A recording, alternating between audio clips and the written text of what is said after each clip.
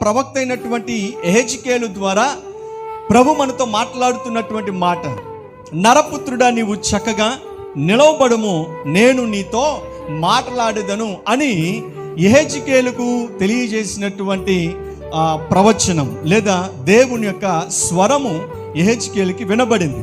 మనం ఆలోచన చేస్తే దేవుడు ఖచ్చితముగా మనతో మాట్లాడతారు తన సేవకుల ద్వారా. లేదు, స్వయాన ప్రభు యొక్క స్వరమే మనకు వినబడుతూ ఉంది.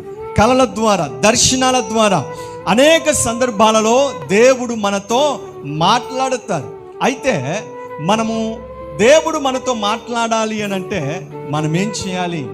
దేవుడు నాతో మాట్లాడుతున్నారు అనే విషయాన్ని మనం గ్రహించాలి అని అంటే మనలో ఉండవలసినటువంటి అనుభవము, లక్షణం ఏంటి అని అంటే వినగలిగేటువంటి చెవులు, గ్రహించేటువంటి మనస్సు మనకు ఉంటే ఖచ్చితముగా ఆయన స్వరాన్ని మనము వింటాము. దేవునికి స్తోత్రం, హల్లెలూయా. వినగలిగేటువంటి మనస్సు ఎవరిలోనైతే ఉంటుందో వారితో ఖచ్చితంగా దేవుడు మాట్లాడతారు.